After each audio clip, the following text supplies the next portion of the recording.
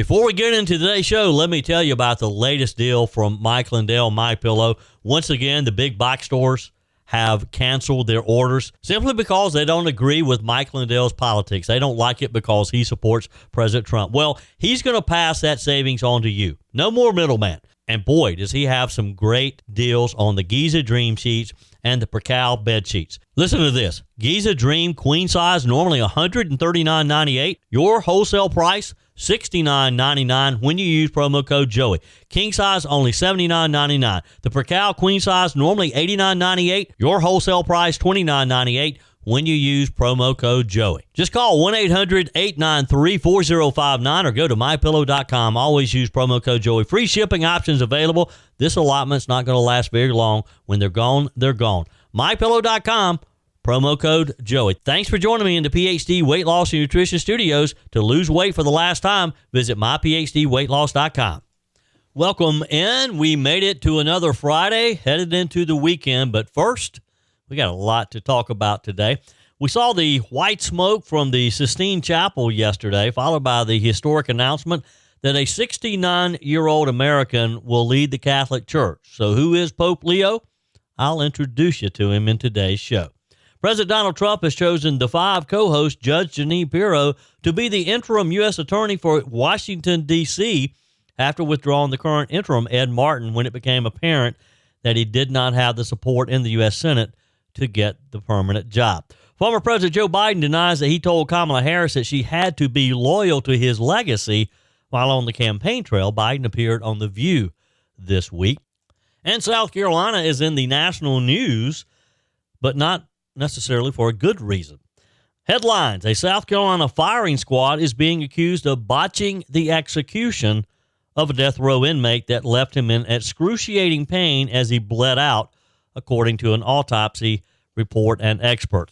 I told you we'd be back. And ye shall know the truth, and the truth shall make you free. It's Joey Hudson. I wanted to name it the Joey Hudson bill, but, they don't allow you to put names on bills. But I wanted to call it the Joey Hudson bill because I know that one's been near and dear to you for a number of years. That's how it's done. Let your voice be heard. And the truth shall set you free. Here's Joey Hudson.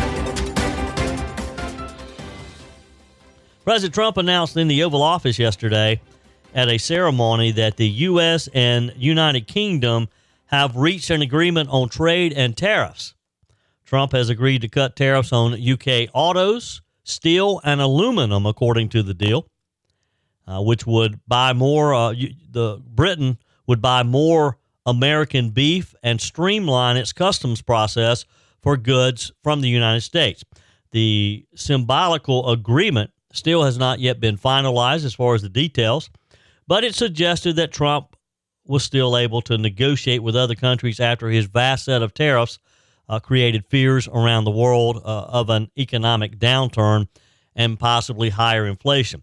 The announcement yesterday provided a political victory for UK Prime Minister Keir Starmer and offered a degree of validation for President Trump's claims that his somewhat turbulent approach on trade may be able to rebalance the global economy on his preferred terms.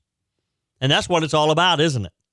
People have doubted President Trump, his ability to negotiate, and have been somewhat fearful and critical of the tariffs. Because let's face it, none of us want to pay higher prices on anything. But yet those of us who support the president and want President Trump to succeed, we have been sort of sitting back and waiting and watching. Trump talked up the agreement to reporters from the Oval Office, even as, again, the fine print hasn't been completely agreed upon. He told the reporters the final details are being written out in the coming weeks. We'll have it all very conclusive. The president said that the agreement would lead to more beef and ethanol products being shipped to the UK, which would also streamline the processing of U.S. goods through customs. Commerce Secretary Howard Lutnick said the baseline 10% tariffs would stay in place, while UK officials said that Trump's auto tariffs would go from 27.5% to 10% on a quota of 100,000 vehicles, and the import taxes on steel and aluminum would go from 25% to a big fat 0. Prime Minister Starmer, speaking over the phone to Trump, stressed the importance of their relationship, talked about the two countries at the anniversary of the World War II victory in Europe was being commemorated. He said to be able to announce this great deal on the same deal 80 years forward, almost at the same hour as we were 80 years ago with the UK and the U.S. standing side by side, I think it is incredibly important. It's a very big deal right now, Trump told reporters. The deal affirms that fairness is a vital principle of international trade and increases access for U.S. agricultural products specifically. It also fast-tracks American goods throughout the whole process. It's going to be so much easier. Earlier yesterday, Trump said it would be a full and comprehensive plan amid expectations that the two countries would soon sign this trade deal.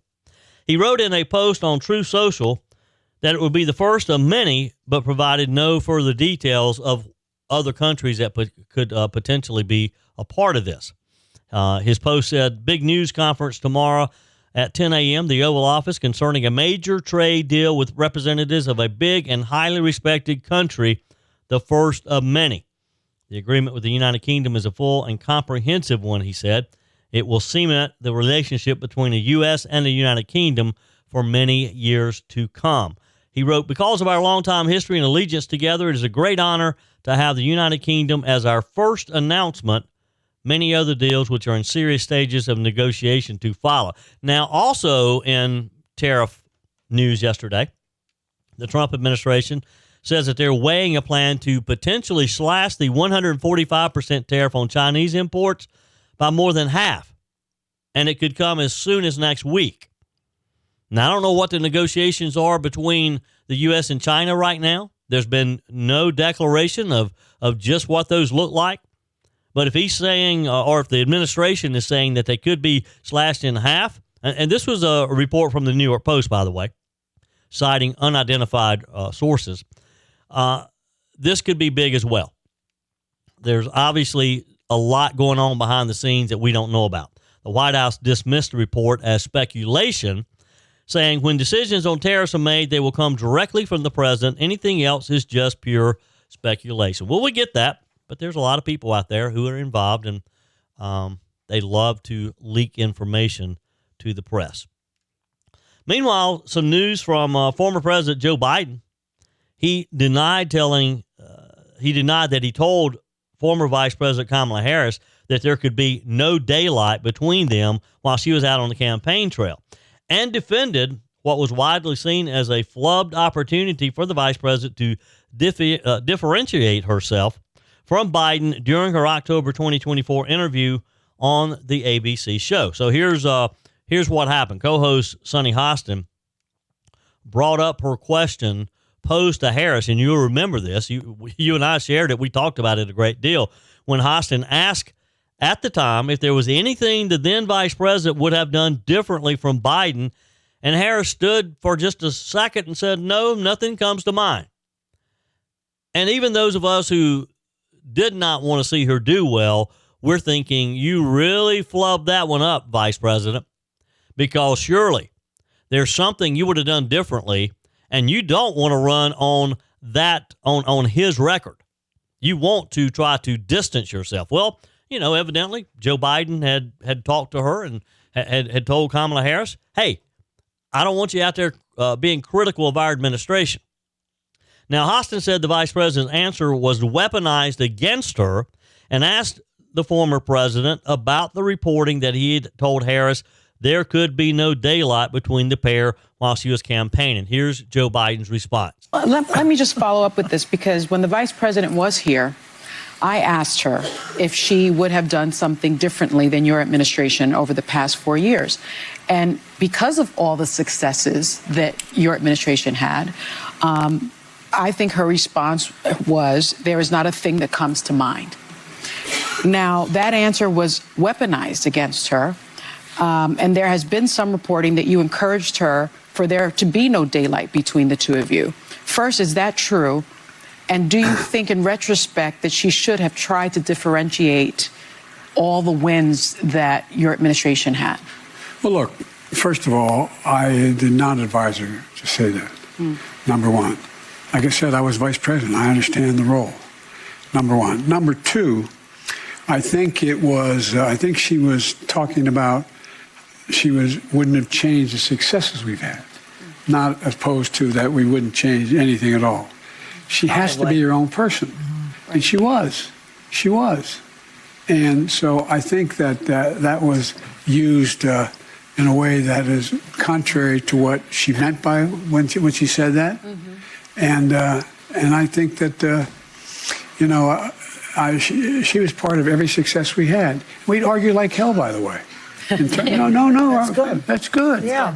Look, the truth is, and we all know it, there were no successes for them to be proud of. There was nothing for her to run on. That's why she failed miserably. Are you ready for this? I dropped over 30 pounds on the PhD weight loss plan. No Ozempic, no shots, no meds. Look, I refuse to rely on prescriptions for life, and you probably feel the same. Joey Hudson here. Here's what Big Pharma won't tell you. Your body already makes GLP-1. That's the hormone that fights hunger. PhD helps your body produce it naturally, faster, and without side effects. With PhD, there's no muscle loss, no rebound weight gain, and no cravings. Just real, lasting weight loss the natural way. Right now, get a free body scan and personalized metabolic assessment. It takes 5 minutes and shows what's really happening inside your body. You'll walk out knowing how to flip your fat-burning switch. No shots needed. Don't trade your health for a quick fix. You can do this without Big Pharma and without the drugs. Plus 15% off when you fully commit to your program and the PhD Get Results Guarantee. Call now 864-644-1900. Start today. Call 864-644-1900 or visit myphdweightloss.com. So we saw it yesterday, the white smoke coming out of the Sistine Chapel, signaling that Catholics have a new pope, and an unlikely and historic one, an American. Cardinal Robert Prevost, a Chicago native who spent his career ministering to the poor in Peru, has been elected the 267th Pope, marking the first American Pope in the Catholic Church's 2,000-year history.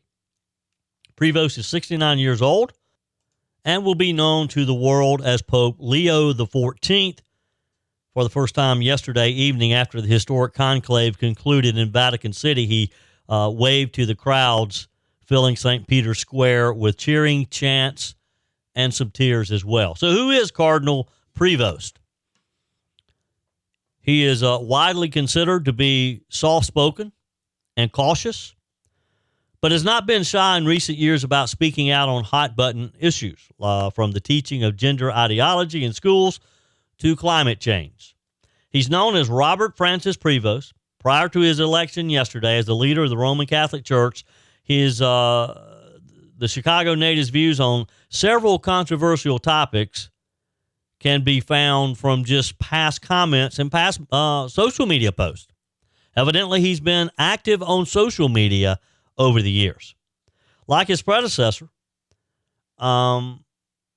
he's a strong believer that the faithful have a responsibility to take care of the planet.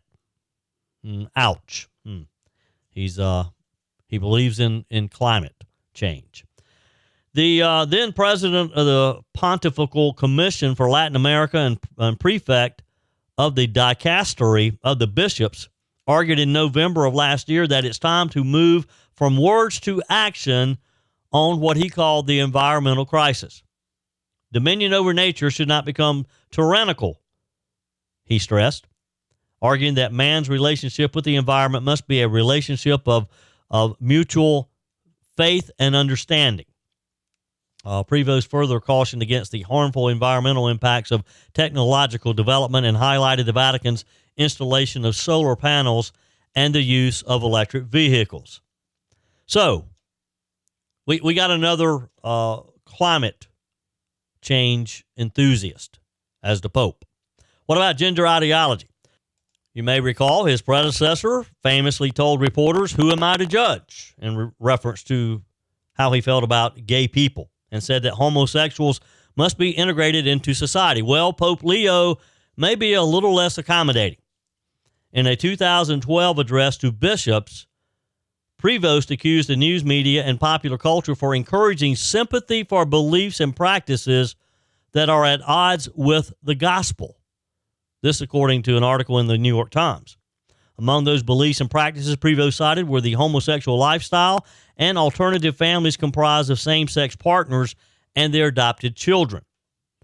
Now, while he was a bishop in northwestern Peru, Prevost opposed a government initiative to promote gender ideology teachings in school, saying the promotion of gender ideology is confusing because it seeks to create genders that do not exist. Well, at least the new pope understands that God made a male and a female. That's a good sign. That's a check mark there. What about abortion? On social media, Prevost has expressed strong support for the Catholic Church's anti-abortion stance.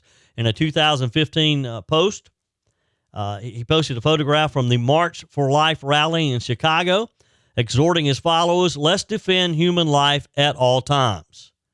Prevost also retweeted a 2017 Catholic News Agency article on New York Archbishop Timothy Cardinal Dolan condemning abortion at a mass ahead of the March for Life rally in Washington, D.C. And in his homily at the time, Dolan urged Catholics to reclaim the belief that the mother's womb is the primal sanctuary where a helpless, innocent, fragile, tiny baby is safe, secure, nurtured, and protected. The Prevost retweeted saying, let's defend human life at all times.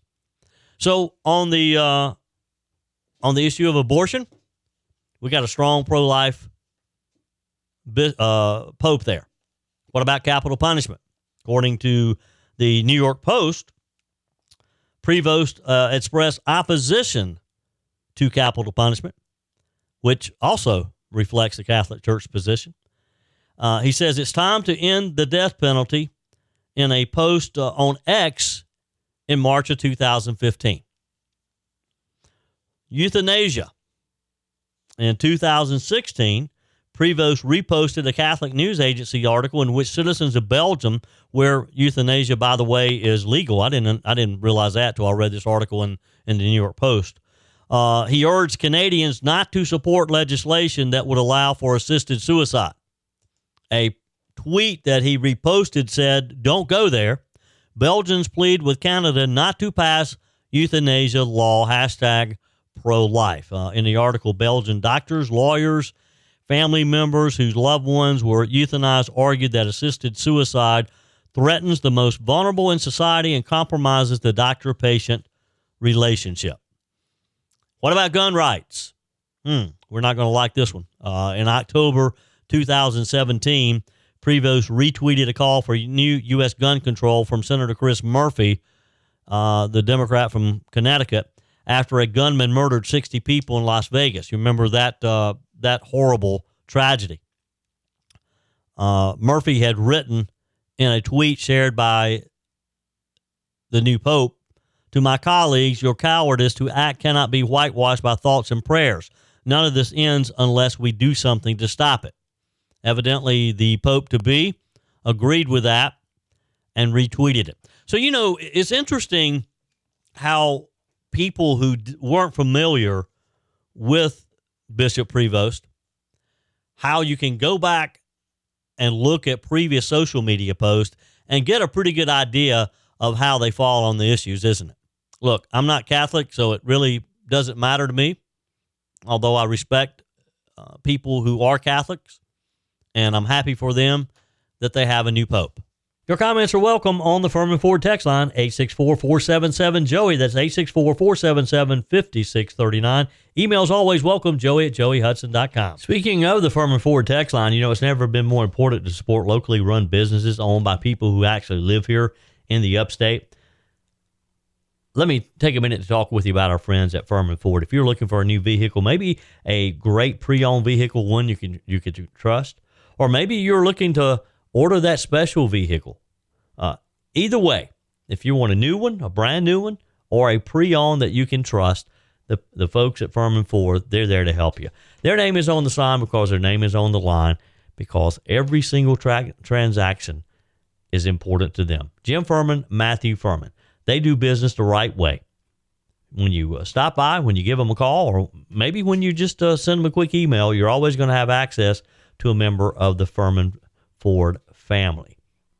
And by the way, they also offer great service, and you're not going to have to wait weeks and weeks to get it done. And you do not have had to purchase your vehicle at Firmin Ford. Doesn't even have to be a Ford. They service all makes and models. Visit my friends at Firmin Ford online at firminford.com, firminford.com. On the text line, Faye writes, Joey, whoever corrected your pronunciations must not be a born-here Southerner because we understand every word you say. Keep it coming, Joey. Well, thank you, Faye. Yesterday, I shared with you a text from a very nice and polite listener who just pointed out that I had butchered a few words the previous day, and I probably did.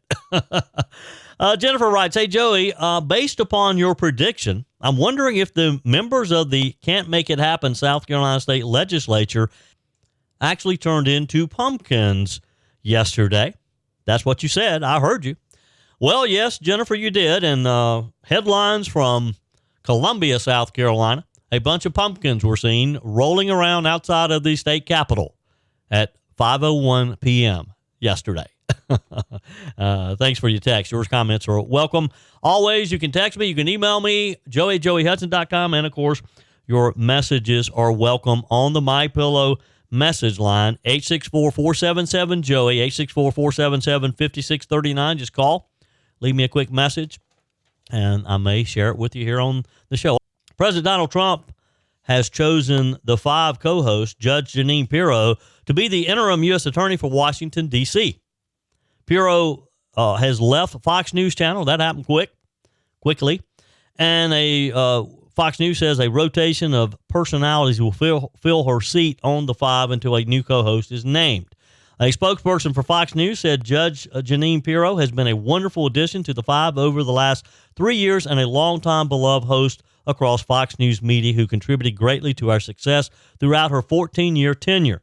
We wish her all the best in her new role in Washington. Boy, I tell you, Trump is just really pulling these Fox hosts away, isn't he? How many is he hired now? Pirro served as the assistant district attorney and district attorney in New York's Westchester County. She became the first woman to serve as a judge in Westchester County as well. She joined Fox News Channel in 2006, hosted Justice with Judge Jeanine for 11 years before joining the 5, which has emerged as the most watched show on cable news. Trump also announced on True Social that Ed Martin, who was the previous interim U.S. Attorney, will be moving to the Department of Justice as its Director of the Weaponization Working Group, Associate Deputy Attorney General, and Pardon Attorney. Trump pulled Martin's nomination for U.S. Attorney in D.C.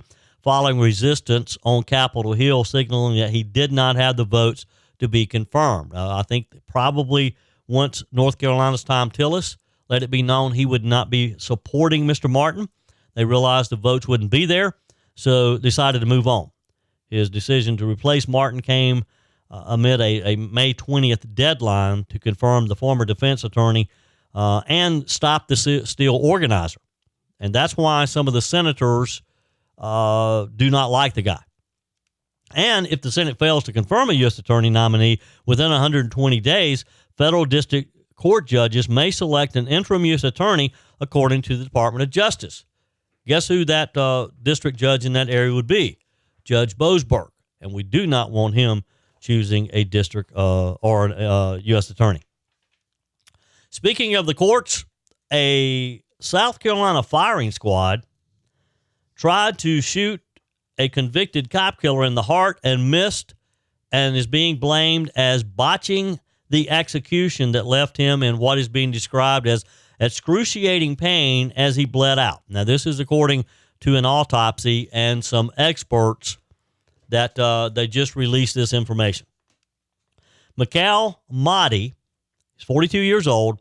He murdered a South Carolina police officer during a crime spree in 2004 and was shot to death by a 3-person firing squad on April the 11th. But an autopsy report has revealed that none of the bullets hit his heart directly and that his chest showed only 2 bullet wounds instead of 3. This is according to a report from NPR.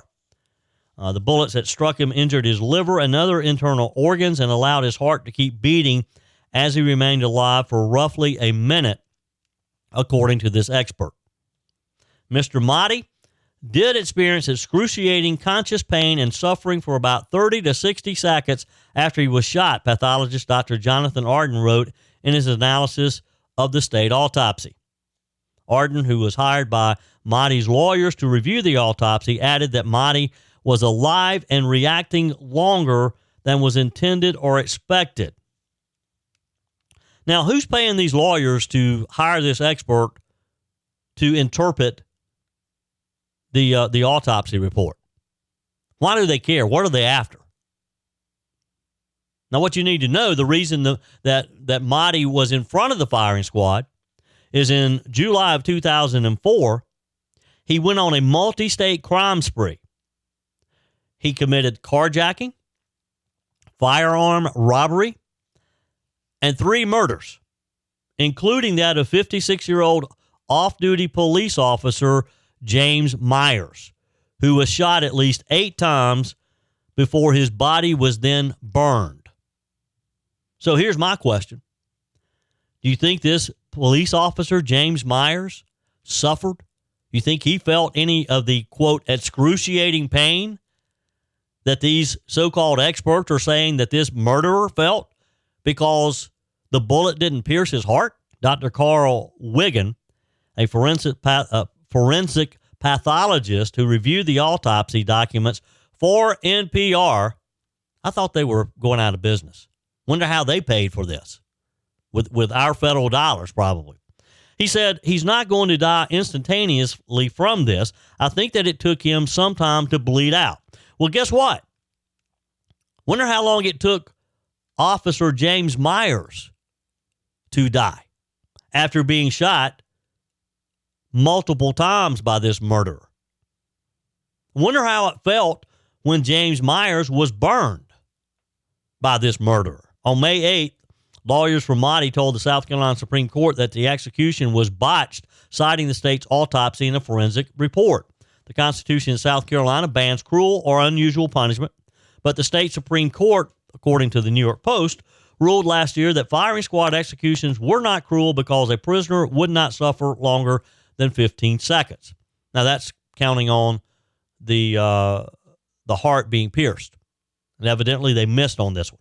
According to the justices at the time, when they were considering whether or not this would be allowed, the evidence said that they wrote, "The evidence before us convinces us, though an inmate executed via the firing squad is likely to feel pain, perhaps excruciating pain, that the pain will last only 10 to 15 seconds." So I guess now we're arguing over the fact that, yes, it's expected that they're going to feel pain for 10 or 15 seconds. But in this case, because the sharpshooters did not hit his heart, that he felt pain for 30 to 60 seconds. And this is what they're squabbling over? You think the attorneys, you think their ultimate goal is to get some money out of the state, maybe for his family? I don't know. He chose the firing squad. Back in March, he was given the option, and he chose the firing squad. This was just a few weeks after the state had carried out its first death by the firing squad. A doctor noted in the comment section on the state autopsy that it is believed that 2 bullets went through one wound. However, pathologists who reviewed the autopsy say they're skeptical that 2 bullets went through precisely the same small hole. Wiggins said, "I think the odds of that are pretty minuscule." Jeffrey Collins, a reporter for the Associated Press, wrote that he heard Mahdi groan twice about 45 seconds after the shots. He said he continued to breathe for another 80 seconds before he appeared to take a final gasp, Collins wrote. Arden concluded in his report both the forensic medical evidence and the reported eyewitness observations of the execution corroborate that Mr. Mahdi was alive and reacting longer than was intended or expected. And again, I say I'm sorry for that, but he didn't show any grace or compassion for his victims. Stop wasting our time. Let's move on. Joining us on our guest line from South Carolina's 5th Congressional District, Representative Ralph Norman. Welcome. Good morning. Well, great to be with you, Joey. It's a busy time in the in our country. Let's start with Medicaid. This is one of those programs that as soon as you mention reforming Medicaid, people start screaming. The Republicans are going to cut Medicaid. They're going to stop taking care of those who can't take care of themselves. But the Democrats never want to talk about the abuse, Congressman, like the estimated $1.1 trillion that's been paid that shouldn't have, given to people who didn't deserve it. How do we fix this broken system? Well, first of all, Joey, you've got I think right at 79 million Americans on Medicaid and CHIPS, Children's Health Plan. Of that, you've got 24 to 25 million who are healthy Americans, do not have a source of income. They're able-bodied, and they're getting a paycheck from the government. It's like somebody coming into your radio show and saying, "I'm here for a check." And, well, you ask the question, what do you do for the check? We don't do anything. That's got to stop. Illegals, which were expanded under Biden unbelievably, and, of course, it started with Obama. But if you're an illegal, should you get a check from our federal government, which they've never paid anything into? No. Now, the media, and that's why you've got some Republicans up here who are listening to the media saying, well, Republicans are going to cut Medicaid, they're going to cut Social Security. That's just not true. Now, are we going to, if you have to define cut able-bodied Americans who should go to work? Absolutely. Yeah. Are we going to cut illegals? Absolutely. And so it's just not true what they're saying. I mean, this is a 60-year-old program that was intended to help truly those who are disabled, those people who really needed help from the government, not a catch-all check for everybody for anything. So that's what we're going to try to do. Is going to be done without any Democrat support. But the bill that we sent over to the Senate, we had zero Democrat support. They want a totally government-run economy, and it just doesn't work, and we're not going to let that happen. Yeah. On our guest line today, Representative Ralph Norman, you mentioned illegals. I mean, how does an illegal ever even start to receive Medicaid? Well, it starts when they can come across the border, as they've done the last 4 years, to the tune of 15 million and more, get Social Security numbers, get driver's license, and register to vote. I mean, that's how it starts. Yeah. And now it's illegal. That should not have happened in and of itself. The Democrats, I'm convinced, did this so that they thought they would have a voting bloc. Well, it didn't happen. 77 million people voted for Donald Trump, and it's growing in numbers of the support for a man that's leading this country back to solvency and to sanity. But no, that's where it starts, and we're getting them out of the country, but it's going to take money. It's going to take time to do it. And for them to sign up get a check from the federal government, whether it's Social Security, whether it's Medicaid, is criminal. And as the DOJ Commission has found, there's so much waste, fraud, and abuse, and we've got to have the courage to stop it. Yeah. Congressman, speaking of money, yes, it does cost money. Where are we in the budget process this year?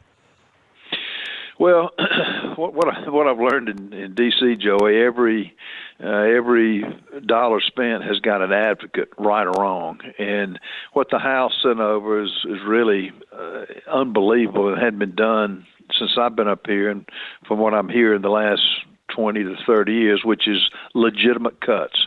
We've got a cut. And then a cut in D.C. used to be just a reduction in the increase in spending. No, this is a true cut. 1.5 is our baseline. $2 trillion is our aspiration over 10 years. Yeah. And to get this country back on a solvency, in a financial path that we can sustain. It's not sustainable. And a big part of what we're going to have to save is going to have to come from Medicaid, and the reforms there will lead the way, and hopefully we'll get this done. But we're trying to, next week will be a key week because you got your Energy and Commerce meeting and you got the Agriculture Committee meeting, and they've got the bulk of where we have to find the savings. So hopefully we'll get that done. Can it be done by Memorial Day? Hopefully, but if not, I think hopefully we stay up here and work until we get it done. Yeah.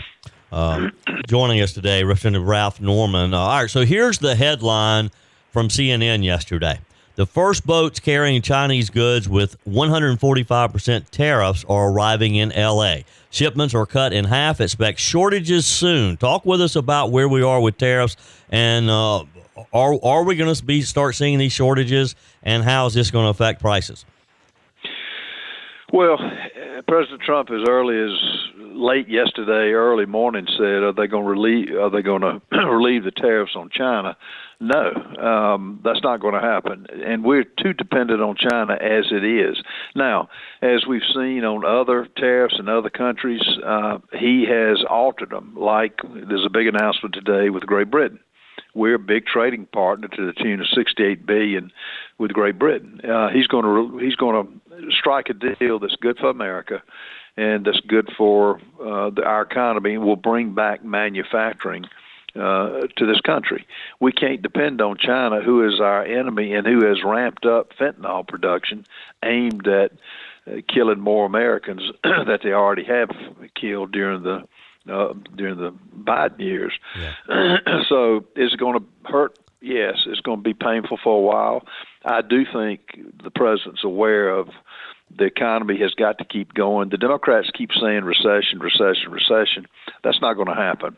He's going to have the tariffs to make great deals. 70 countries are now at the table negotiating, and without the tariffs in place, this would have never happened. So I think for a while it's going to be painful, but long term it's going to be good for the country. Yeah.